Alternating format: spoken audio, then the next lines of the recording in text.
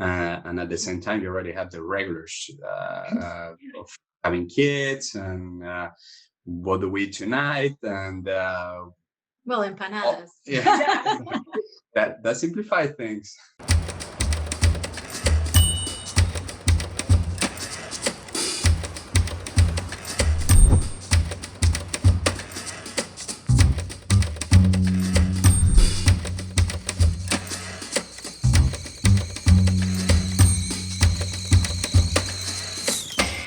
Hello, everyone, and welcome to another episode of Tea with Abby, the show where we sip and talk the tea, aka the truth of what it is like to run a business, especially in 2020. Season 3 is all about co-founders because, as you all know, I run Blended Sense with my husband, and having a relationship with your co-founder outside of the workplace presents challenges, but also a lot of beautiful qualities. And so today we are speaking with husband and wife team Cecilia and Fede. Welcome of Cocina 54 empanadas. So thrilled to have you both today. Cheers. Thank you so much. Cheers. Thank you. Thank you so much. Yeah. Thank you. So I'm here in my bedroom in Austin that used to be a podcast studio that we would go to. Where are the two of you recording from today? Well, we're in our home office, so that's in my home office. Actually, it's hers. Mine is in the next room, but yeah, this is the nicest. That's funny you say that. Albert and I have figured out that it's much better when we have calls that we're supposed to be on at the same time that we go to separate rooms and we take them individually. Exactly. It works better that way. Yes. So that's what we do. Fede likes to work in a more open space, and so I was like, well, then this is going to be my office, and little by little I started adding my own things, and now it's all mine. Mm-hmm. Yeah, because the last time I feel like I might have seen you guys right before kind of this whole pandemic state happened was you had just moved into a beautiful new office here in Austin. Have you had to move out of there, or do you guys still have that? Well, we still have that. Just, I mean, it works better that way. We do a lot of online orders that we ship from the office. So we go there basically one, maybe twice a week, and then we work from home the rest of the week. Nice. So we're making it work that way. So we're keeping it for right now. It's been really useful. Yeah, to get out of the house and sort of be in a different environment. Yeah, at least to get away from the kids. I'm like, hey, I gotta go to work. Sorry, gotta go. So for our audience out there who has never had the pleasure of eating one of your delicious, incredible empanadas, they're made from scratch with antibiotic-free meats, fresh veggies, naturally gluten-free, all in the spirit of your home, Argentina. And you've had quite the remarkable few years bringing this business to life. And as we were just discussing before we hit record, despite this pandemic, you've been able to find a way to grow. How has business been going for you guys this year? Yes, so we basically started 2 years ago, and we launched at HEB, which is in our own backyard and in the freezer aisle. So we are originally both from Argentina, where our go-to weekly meals were empanadas. We have them all the time, and as we moved to the States, we couldn't find good empanadas in supermarkets anywhere. So come the weekend, we will just ourselves have them available or busy weeknight dinners or to take to the office. And we realized everyone loved them. Everyone was like, oh my gosh, they're so convenient. They're so good. Why don't you sell them? And we were like, well, why don't we sell them? That's a good question.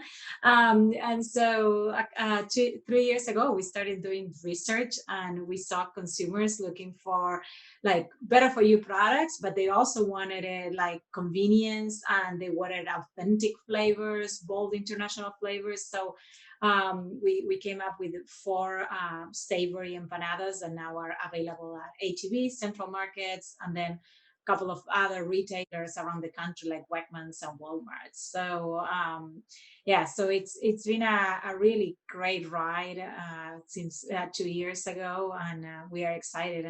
And since COVID, it has been kind of the good and bad. The good are it's I think that consumers are eating more at home, so everything that they can buy in the freezer aisle, it saves time. I know for myself, being a working mom, is just like there are not enough hours in the day, and you are soon to learn that. And so I'm excited for that.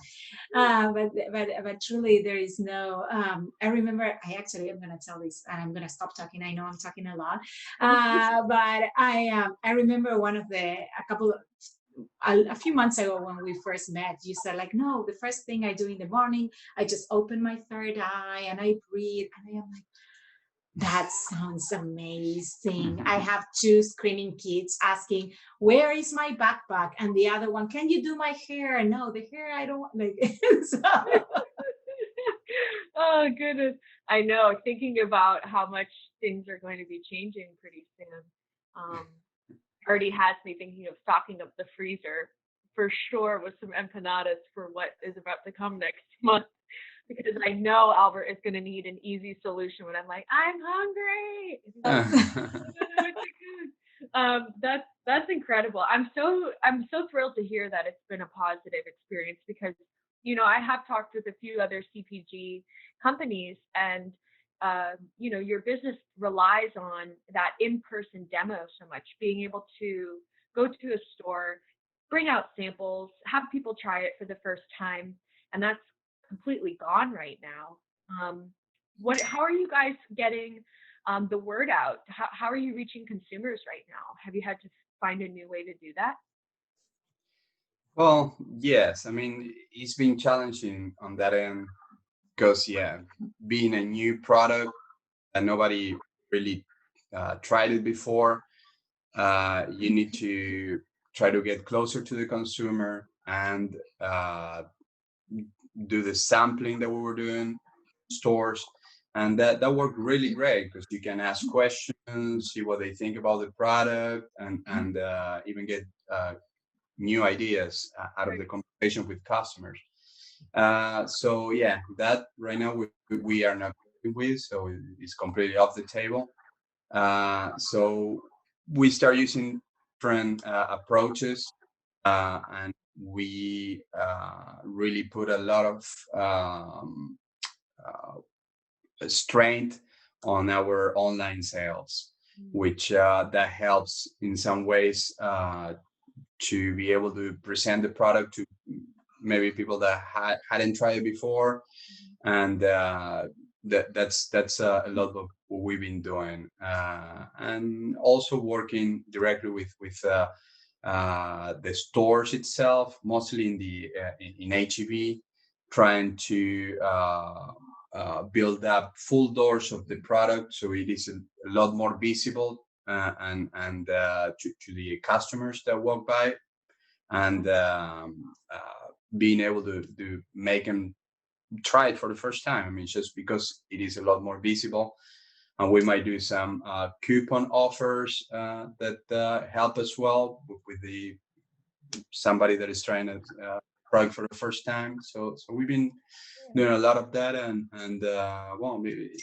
it's been working really well. I mean, unblended sense, obviously. Like I think that has been an integral part when you talk about digital marketing and having the word out there, having content that relates to the consumer, that relates to our consumer, that is like the consumer looking for convenience. And so I think that your team has done a tremendous job of putting that out together, of like executing our vision, which is always so difficult to share. I know. And well, I'm so grateful for you, and for our audience out there who doesn't know. Cocina 54 is our very first customer ever. They came on board and trusted us when it was just Albert and myself in a very small team trying to figure out what the heck was going on. And you guys stuck with us and gave us the opportunity. You trusted that our vision was real, and that, the circumstances that we met under were just temporary, and that we were going to be able to grow. And look, here we are now. It's such a blessing for us to be able to say that the relationship is still here, and the content is just beautiful. I love the stuff that our team creates for you guys. It's so vibrant and fresh. And Fede, you mentioned this really interesting kind of piece of psychology about trying to work with the stores right now to fill up the shelves so that there's more visibility and more product there. That's a really creative approach to, you can't physically be present in the store handing out samples, but you can have your brand much more visible, which I'm sure triggers people to say like, wow, this is the brand, this is a popular brand, this is a good brand, and then they grab it. Yeah, to discover the brand, because like how do you reach that consumer? And so that's a great opportunity. If you can increase your visibility in the store, that's like you are there already. So it's a great opportunity. Wow. So before this, Cocina 54, had you ever gone into business together? No, this is the very first time. Very first time. Which we avoided as long as we could.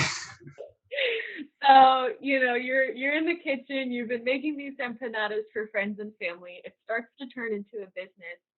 Did that relationship come naturally for you, where now you're co-founders, you're running a business together? What was that like, going from, having your own jobs to now bringing a brand to life? I'll let Fede answer. Well, we probably have different points of view. You should ask us this separately. That'll be a fun one. But no, I think it came pretty naturally in many sense. I'm more of the financial person, trying to make the numbers work, and trying to make it profitable. And Cecilia is more the marketing brain of the company, the spokesperson of the company. So we divided the chores, sometimes evenly, sometimes not, because there's more work of one thing and some more of the other at different times. So it is not completely even at some point, but it evens out in the long run. And we've been I think sharing responsibilities pretty well. Yeah, definitely. Yes, I think it is just like that. We have very different ways of working and very different like strength that we each of us bring to the table. Yeah. So when you have that, it's just like it's easier, because it's not like we both do finance, and so like we can work on it. So, but yeah. What strengths do you think you bring out in each other? I think that like for the most part, like in terms of strength that we bring each of us to the table, it's like I have a lot of experience in the industry. So like there are a lot of like, I have been in the industry for more than 15 years. So there are a lot of like just paperwork or things, or I know how things work. And I think Fede has like an immense ability of simplifying things. Like I know the way that big companies have been doing it, but he's like, well, why? Like, and so he's like plays the devil advocate on that sense of like, well, why are we doing it that way? Can we do this other way? And so that's a really good combination to have. Yeah, absolutely. I think that's kind of what's nice about running something with your spouse or your sibling or whoever that person is you know them in a different way. You have this relationship and years of learning how they communicate and learning what bothers them, or their the buttons to push if you're trying to get something out of them, or how to handle conflict. And I think that's one of the things that when business partners also have a relationship outside of that, I don't know, there's a real strength in the business relationship, because at the end of the day, you're going to be coming home to each other and having a meal together. So you have to figure it out no matter what. Certainly. No, it is a lot more challenging because, like you said, you have the extra pressure or stress from the company itself. And at the same time, you already have the regulars of having kids and what do we eat tonight? And well, empanadas. That simplifies things. So yeah, I mean, when you add all that up, yeah, you need extra patience and be pretty thoughtful about each other, so you don't kill each other. But also understanding of like the things, like the things that happen, like and like today we had like a deadline that we needed to get some stuff going, and so like if I were to go to an office, like I was like, we had our daughter that she was going to a training camp, and so he's like, well, I generally take her in the mornings, and he's like, no, I'll take her, just go get that started, go get that done. So I think that also helps out because like you have more flexibility of what you can, we know what's going on, and we know what's important, what's not important, and we also know that like the kids need to be fed and they need to go to school and things like that. Yeah. So you guys have two beautiful girls. How has this business has really grown from just, being a kitchen thing to now being a brand across the country? What has it been like to raise children and also raise a business up? Yeah. Well, I could say that I mean, when I was a kid, my mom and dad work all day long, so I was no stranger to that. I kind of lived it, and that kind of make it seems natural. I mean, you just see how you can do everything at once, and you come up with the time and with the patience necessary to approach that. Yeah, I would say that the girls are probably our number one advocates. Like they're our number one brand ambassadors. It's just so funny how much they just like everywhere they go. Like the teachers, like they know about empanadas the first day of school. Like, and I'm like, Mom, you have to bring empanadas because they had already told everyone, like our neighbors, like everyone knows about it. Oh, Yes, so well, we have done like all the career days. We have had to go to school and bring empanadas because everyone know about these. And even parents that we walked when we were going to school, we were picking up the girls and we're, oh, I just bought them, they're so good. So it's just I think that's something that it's great for them to learn, that this is something about our family, that it's inspired in our heritage, and that we are sharing it with the world and with our new home and with our new culture. wow. Yeah, it seems like it's at this point it's kind of life and work it's all one thing. There's not much of a separate. It all happens together. I wonder if is that because you think it's a food product which naturally brings people together. It naturally makes you feel good, brings community. People like to share meals together and things like that. Do you think because it's a food product that it makes life and work so much more together? I think that I will have to credit Fede with this one. He is very much a family man, and he's always wanting to bring the girls to do things with us, and I'm always scared because I'm like, how am I gonna go be able to focus? Because until now I had always had my work life on one side, and then I will come home and it was be my personal life, and he never had that. He has always been an entrepreneur, so for him was completely natural. And I think he was always like, no, the girls can come to the office, and they actually built the chairs from our office, and They have come to do demos with me to the stores. They have come to like presentations, HEB presentation. They came and saw and it is really like it's much harder to do because you have to be able to focus. Yeah, but you create exposure that later on they'll relate to it, and they might have their own business or not, but they've been around what we done, and it'll feel a lot more natural. And especially having two girls, like being able to see mom on a stage and talking and presenting, I do think that those are the things that like are good examples for them to feel to do so. Yeah, absolutely. I mean, it's showing them a whole possibility for their future, that if they have an idea, they can do the hard work and they can make it happen, and they can have both worlds. You don't have to choose between a family and a career. You can make it all work and have it be harmonious. And that's so inspiring. What an incredible thing. I mean, yeah, that's cool to come to school and be like, that's my family. You see them in the store, that's us. They must feel so good about that. I can imagine. So Betty, you said that you had your parents, were working a lot, and you saw that growing up. Cecilia, did you see entrepreneurship growing up, or?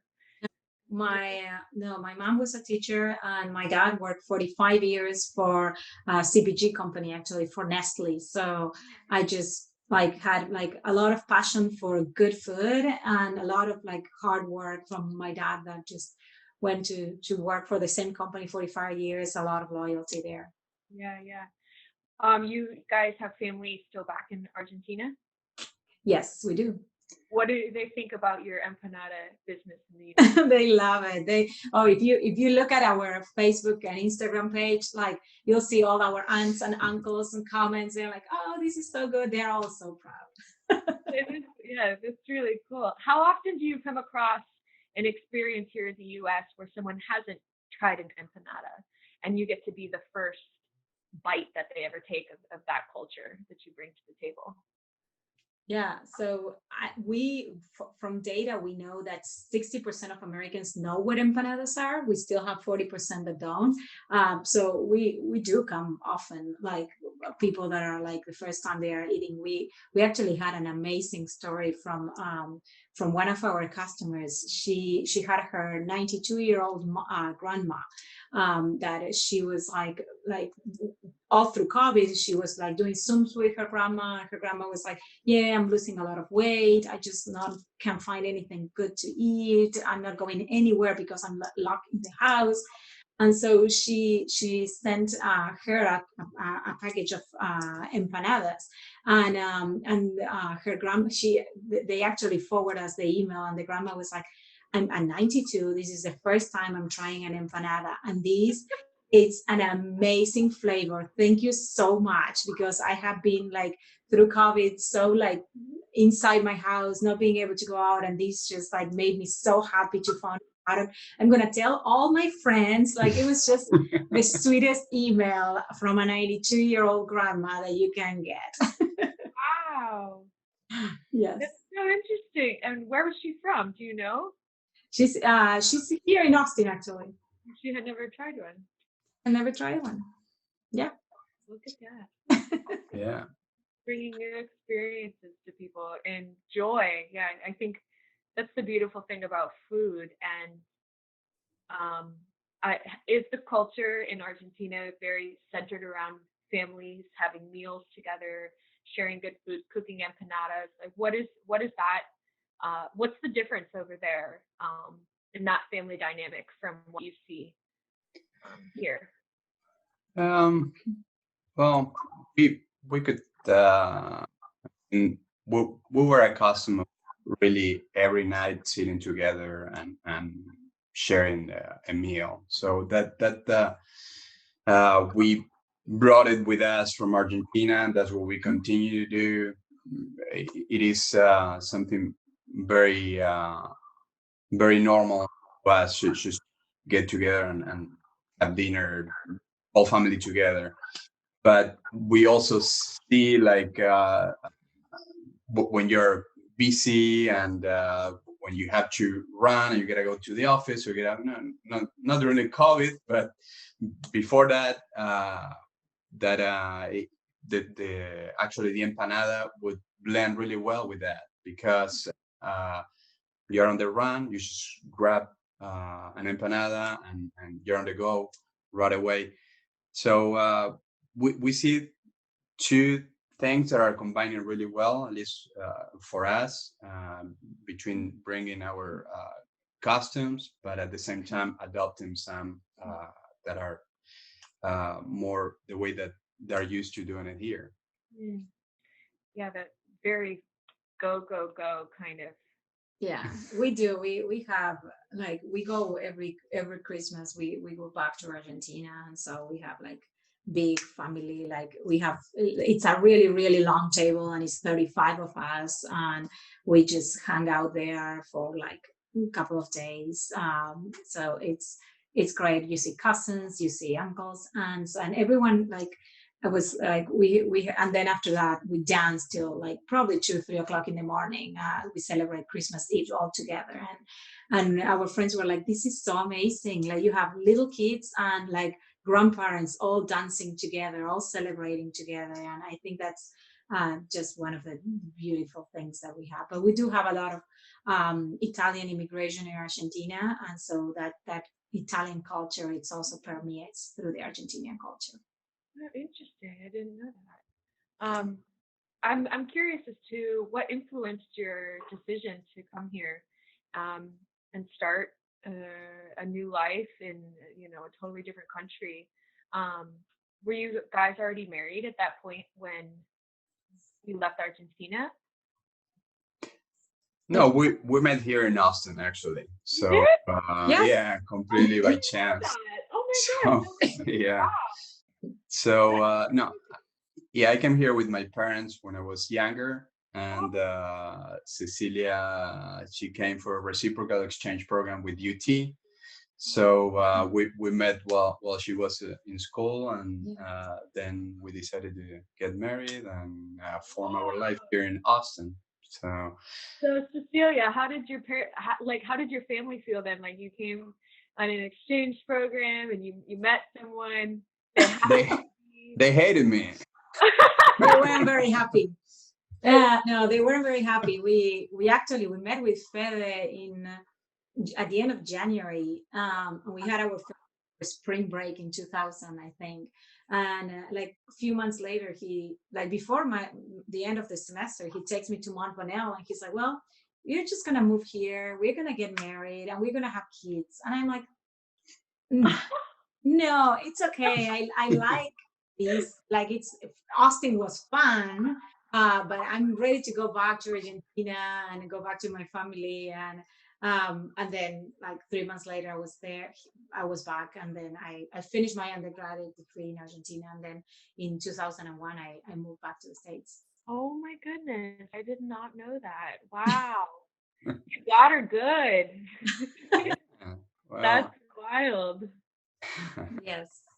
Yeah. And compared to, Mount Bonell is not much of a mountain, compared to I'm sure some of the land in Argentina. That's really wild. Now you're here and you have children and a business, so you're obviously not going anywhere anytime soon. Do you think in the future you'll spend more time, as the girls get older, you'll spend more time in Argentina, going, hopefully once travel becomes a little bit more normal again? Yeah, we hope so. We have still a lot of family and friends over there, but we are settled here. We love, like, our kids grow up here, so that this is like, we feel that we have so many opportunities here in the States, and in Austin particularly is such a vibrant town, and it has, like, we have made, like, also amazing friends here. We have found a very supportive community that it's here for us. So we couldn't be happier of having landed in Austin. So yes. Yeah, we're really lucky. Yeah, and it's ironically kind of become this very center point for CPG products. There's so much action happening here from the incubators and the accelerators that are available. You guys went into an incubator here, here in town. And would you say that it was critical to where you are now? Do you think you would have been able to get to this point? Just thinking about if anyone out there is listening and they're running a CPG product right now or starting one, how important was that incubator for you guys in your success today? Well, I think it was pretty crucial for us. I mean, we did two incubators, accelerators. One being SKU, that is one here in town. Then we to Giovanni a year and a half later in New York, and both of them were really, really important for us. We think that we were at the right stage, going to the right accelerator at the right time. So it's not that I think that 100% of the companies are ready for an accelerator at any point. I mean, there has to be a few things that you have to do some check marks and see if you are at the right point to do it. But in particularly for us, it worked really, really well, and it helped us take off just as they promised it would be. So it was really good experience on both of the accelerators that we did. Yeah. So is that what helped launch you guys into HEB? Because I know you also won a huge award with HEB. And for those of you guys listening who are not in Texas, HEB is the mecca of grocery stores, and it hugely influences the state. Yeah, it's actually just was voted #1 grocery store in America. So it was, yeah. So, and it's always #1 or #2, always top 10. So it is a really good store to work with. And yeah. So go ahead. No, so through SKU, yes, we actually I think there are different. Through SKU, we enter, like HEB has this contest that it's called Quest for Texas Best, and we were one of the finalists in the contest. They named 25 finalists, so that was a great opportunity for us to get exposure in front of all their buyers and management teams. At that time, HEB was also a sponsor of SKU, and so we were able to even have like long conversations with the sourcing managers of like what were they looking for, like where are they looking, what type of packaging, what type of flavors, how many SKUs. So I think there is a lot of that information that happened there that made us be more prepared for when we were launching.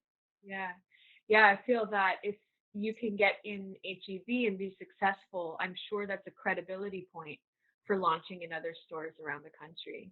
Yes, definitely. Yeah, it certainly works as a badge of honor. Yeah, absolutely. What is next for Cocina 54? You've spoken to some of the growth and getting creative and finding new ways to reach customers. What are you hoping to achieve in the coming months, or even next year? Well, part of it is launching. We're working on a new. Beep.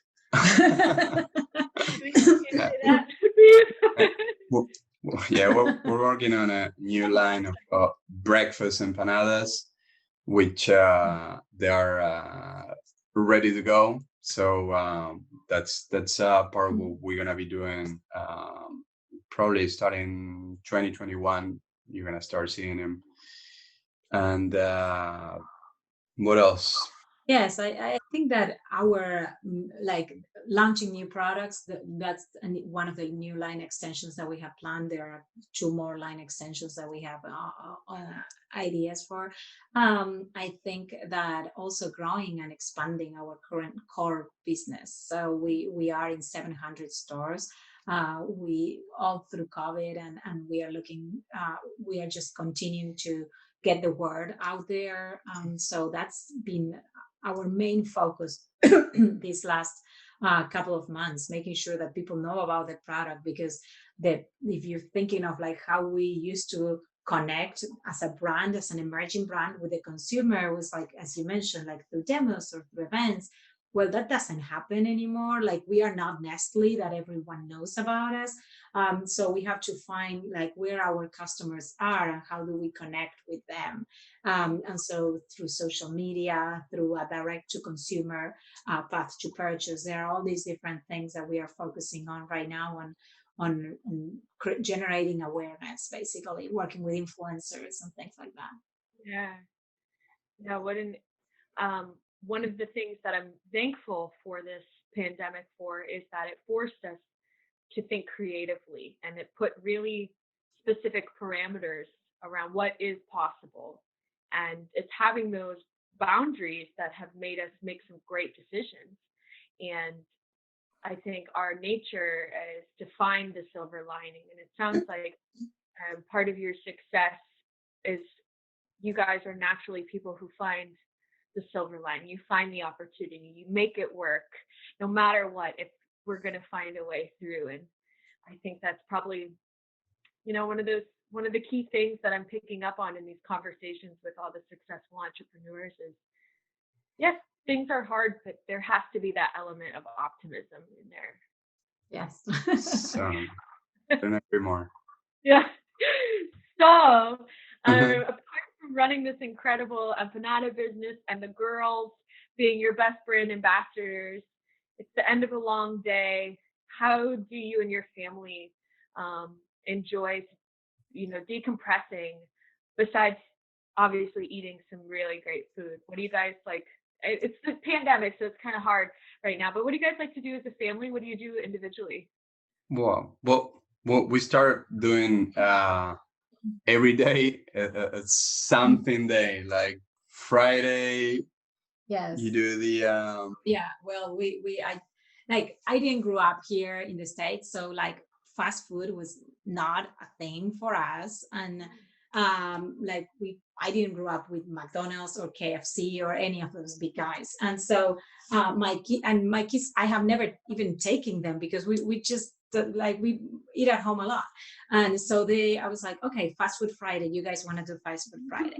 And so my kids are like, this has been the highlight of their entire like quarantining, that they get to go to a fast food place every Friday. And they rotate and they change it. They have a list and they're going down the list to hit all of them. So Friday's been fast food Friday. Then we do a movie night. Mm-hmm. Then we do we exercise together too. We have one of our friends in Argentina. She just does one class, and so we are taking this like Spartan abs class, which like we are so tired after we get finalized. But that's fun. We go for walks. We walk a lot in the neighborhood, so we walk. So we've been trying to do a little bit of everything, and just naming it something. So that's been really helpful. Yeah. Yeah, when you can't go many places, like that's what makes it special. Like, ooh. We also last week we did like game night.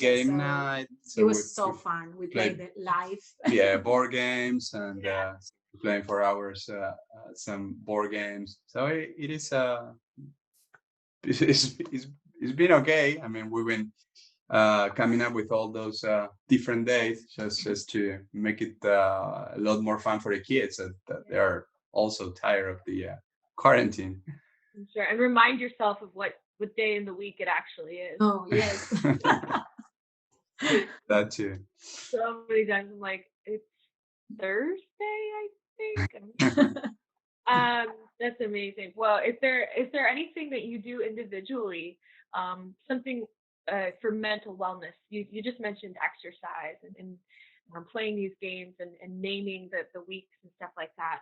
I'm just curious, asking my guests about that, especially when you have a partnership with your spouse, a work relationship. taking care of yourself is really important. Is there anything specific that you each individually do to show up? To me, it's exercise. I'm like through quarantine, like it's been, we're all like stuck at home, and so my best friend in Argentina, she was like, I just started. I'm like exercising 5 times a week. Do you want to join? And I was like, okay.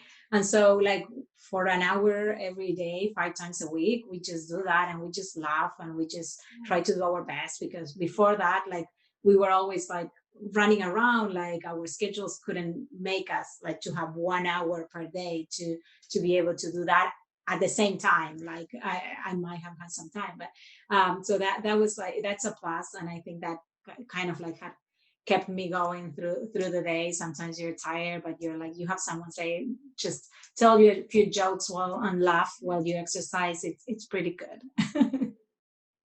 Yeah, on my end, it's been more.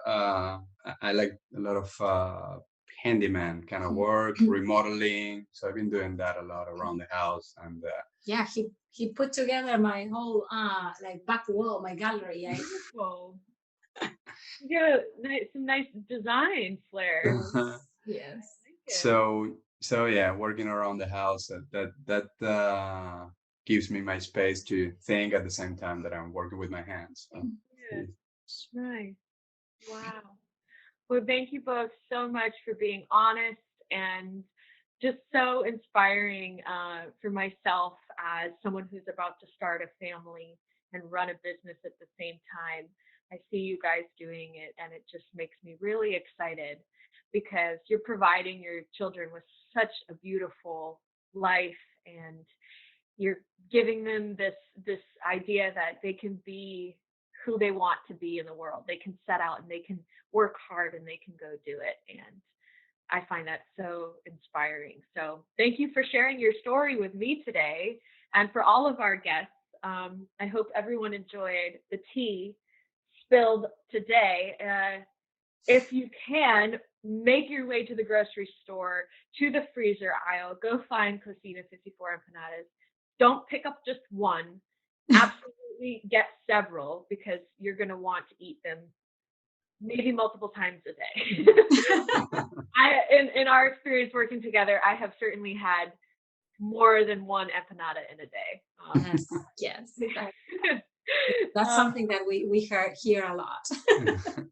I mean, you have multiple flavors, so you can have them at different points in the day, and they all bring their own little unique experience.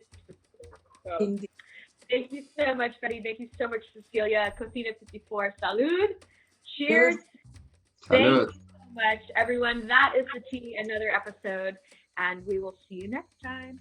Bye. Thank you so much. Bye. Thank Bye. you. Thanks so much for watching Tea with Abby. Be sure to click subscribe and smack that like button so you can stay tuned. Smack that like button. See that like button? Smack it. Thanks so much for watching an episode of Tea with Abby. Be sure to click subscribe and smack that like button so you can stay tuned with new episodes all year long. And if you want to learn more about Blended Scents, visit us at our website, www.blendedsense.com, or follow us on social at Blended Scents or at blendedsense.io. See you next week.